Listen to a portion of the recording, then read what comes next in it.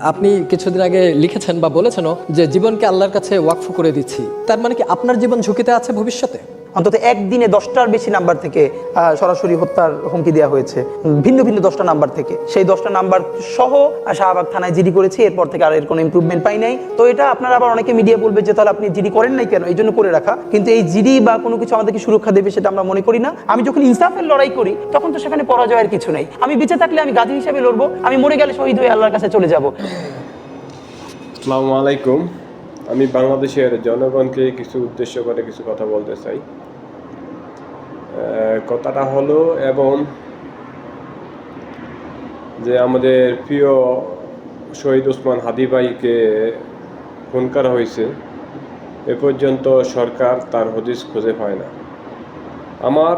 আমি বাংলাদেশের একজন প্রবাসী নাগরিক হিসেবে আমার মনে প্রশ্ন যে শহীদ ওসমান শরীফ হাদী ভাইকে বেঁচে থাকা অবস্থায় যারা ফোন দিয়ে, যারা কল করে, যারা আপনার কল করে শহীদ ওসমান হাদী ভাইকে যারা থ্রেট দিয়েছে, মৃত্যুর ভয় দেখিয়েছে, যারা আপনার ফেসবুক থেকে মেসেজ করেছে, তাদেরকে কেন আইডেন্টিফাই করা হয় না? তারা কেরা?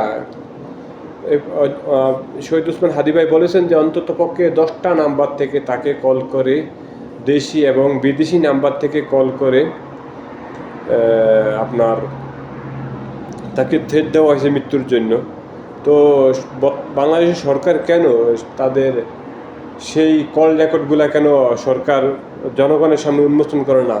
কারা সেই ব্যক্তি যারা আপনার আমাদের প্রাণের ভাই মোহাম্মদ শহীদ ওসমান শরীফ হাদী ভাইকে কারা মৃত্যুর জন্য থ্রেট দিয়েছে? কারা আপনার সেই কল রেকর্ডিংগুলো আমরা জনগণ চাই আমাদের সামনে উপস্থাপন করা হোক। কোন সেই ব্যক্তি যারা কল করে তাদের সেই কণ্ঠগুলো আমাদের সামনে উচ্চারিত করা হোক। বাংলাদেশ সরকারের কাছে আমার বিনীত অনুরোধ, কোন সেই ব্যক্তি কল করে থ্রেট দিয়েছে? অন্তত পক্ষে 10টা নাম্বার থেকে, দেশি এবং বিদেশি নাম্বার থেকে আমাদের শহীদ ওসমান হাদী ভাই বলেছেন যে অন্তত পক্ষে 10টা নাম্বার থেকে কল করে আমাকে থ্রেট দেওয়া হয়েছে না মৃত্যুর জন্য। কিন্তু সেই নাম্বার দিয়ে শাহবাগ থানায় উনি জিটিও করেছেন, কিন্তু সেই জিটি প্রশাসন সেই জিটি হিসেবে কোনো কার্যক্রম পরিচালনা করে না, এবং কারা থ্রেট দিয়েছে এবং সেই ভয়েসগুলো জনগণের সামনে উন্মোচন করা হয় না। এই পর্যন্ত আজকে এক মাসের কাছাকাছি হয়েছে শহীদ ওসমান হাদী ভাইকে আমাদের ছেড়ে চলে গেছেন। এটা খুবই দুঃখের বিষয়। আমরা এমন একজন ব্যক্তিকে বাংলাদেশের কাছ থেকে হারিয়েছি যা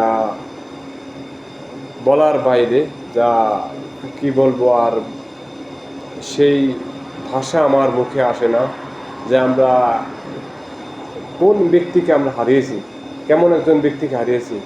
বাংলাদেশের একটা সম্পদ, একজন অদ্ভুত সম্পদ, সে সম্পদকে আমরা হারিয়েছি। এবং জনগণের কণ্ঠস্বরকে আমরা হারিয়েছি।